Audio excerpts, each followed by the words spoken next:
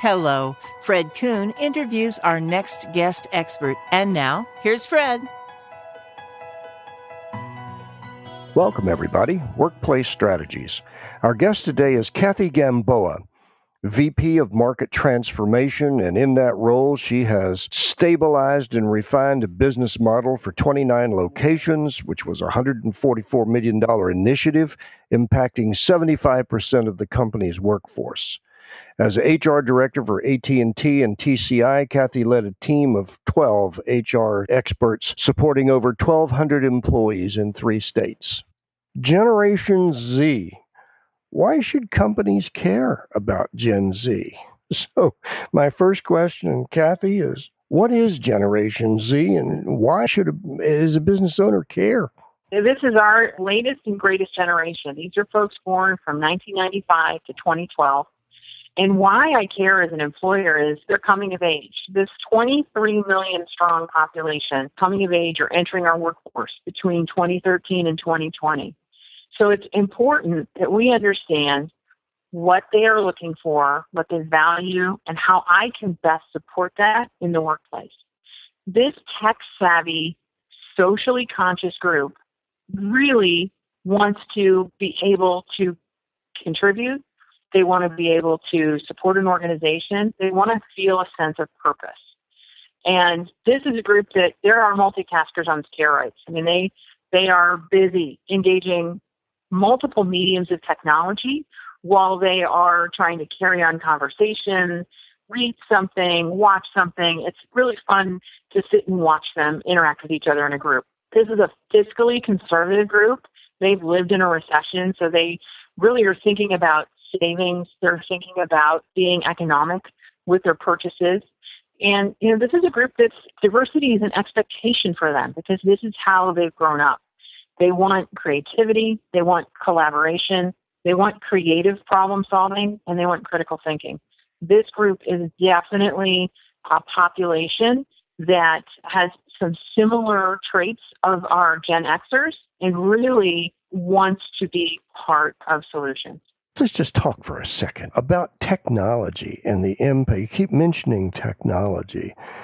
What impact is that having on this generation, and how do companies tap into that in a meaningful way to motivate these young people to give their best? For the Gen Z, their expectation is technology. I mean, they're very savvy in terms of program usage and how to navigate and toggle between one medium to the next. But this group really appreciates in-person communication. Your millennials were more, tell it to me in an email, shoot me a text message. Your Gen Z really wants in-person communication, which is very different from their predecessors. And interesting enough, they want to use technology in order to help them move something forward, be able to find out information, do research. But when it comes to telling me what I need, what I want, what I value, I would like to hear it more in person. This is a group that definitely wants to learn new skills, and technology affords them the ability to do that. And they've learned that from their formative years of education because we use technology to help assess performance of the Generation Z, and we've used this technology to identify gaps. And from those gaps, we've created remediation plans to help really target and focus how we can improve their skill set as young learners. If they are so focused on technology, being a behavioral competency expert, I think about the other side of that and say, okay, how are their behaviors different? And how do I, as an employer, interpret those behaviors in the workplace? And how do they compare to the behaviors of a millennial or Gen X? Well, the Gen Z group really likes a well-defined chain of command, and they respect that. That's something that they are focused on, whereas opposed to their predecessor, the millennial, really is more of that group think, not in a bad way group think, but kind of that group effort, combined collaborative focus. Whereas you've got your Gen Z, that they really want to learn new skills. They've got a great attitude, lots of confidence, but they're very realistic about their expectations for the workforce.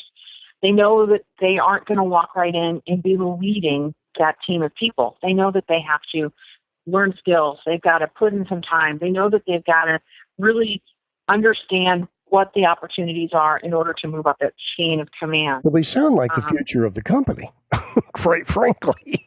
You know, your millennials were more focused on, really, they all kind of think that they're leaders, even though they may not be in a leadership role. Your Gen Z really feels that, you know, I have to put in my time and I have to learn what I need to learn in order to be part of this chain of command. Tony Hsieh at Zappos made a huge transformation of his organization when he went to a holacracy model. And holacracy is basically eliminating kind of that manager, director role and managing in circles. And so they come up with a constitution of understanding how they will work together in a circle, how they will decide, move things forward. I mean, there's people that are still making decisions and managing people, but it's not as predominant like a chain of command workforce. This was a big shift for Zappos to make something like this happen. And it's definitely a new concept, and it's very popular with the millennial because they want that type of collaborative environment. Your Generation Z, though, is looking for more of that chain of command, and they want to have a better sense of who do I go to if I don't understand something, and I need to know where that person is in the chain and how I can do that. They still want the teamwork. They want flexibility because this group is incredibly entrepreneurial, and it comes from that creativity that they have. They really feel that they can create the next Facebook, the next Snapchat, which, you know, again, are all products of the millennial generation. They want to be equally contributing to what's the next new thing. And that entrepreneurial mindset that Gen Z has is part of their self-confidence, their desire to learn, their embracing of technology, their attitude, all very important things. And from an employer perspective, we need to care about that because if I'm looking to put a team together that is going to solve a problem for my workforce, I want to make sure that I've got the different generations represented, and most especially I want to have somebody from Generation Z because this is a group that really wants to solve problems and use critical thinking skills and creative problem solving. IDEO has developed design thinking really to the next level, and that's a way for Generation Z to approach problems and come up with really creative and inspiring solutions. Let's go hire more Generation Z. You know, I'm really excited for this group to learn more about them. The sales industry has done a lot of research because, of course, they want to see who they can market to. And where this generation is very socially conscious and they are savers, they're also very focused on brands. And so they will support a brand if somebody that they respect supports that brand. Your preceding generation, the millennials, they are not brand loyal. They go from one to the next. So from just a manufacturing and sales standpoint, they've done a lot of research in this area on this up-and-coming generation. And I'm excited to see the contributions to the workplace. I'm excited to see all of the values that they espouse and how that translates to organizations in the future. Kathy Gamboa. Anybody interested in talking with Kathy, you have her contact information on the guest biography section of the website, and I would strongly suggest any manager out there who's got questions, give Kathy a contact because she is a font of knowledge and information about the generational management within corporations, having done it successfully herself and moved profit and increased profits within company by managing properly. Kathy, thank you so much. This concludes our last podcast on the generational conflict management, understanding of the boomers to the Gen Z, Gen X, and whatever the next one is that's coming along. So, Kathy, thank you so much for your time and your wonderful knowledge on this subject. Thank you for visiting with us. We welcome your comments and suggestions and look forward to having you join us soon at Workplace Strategies.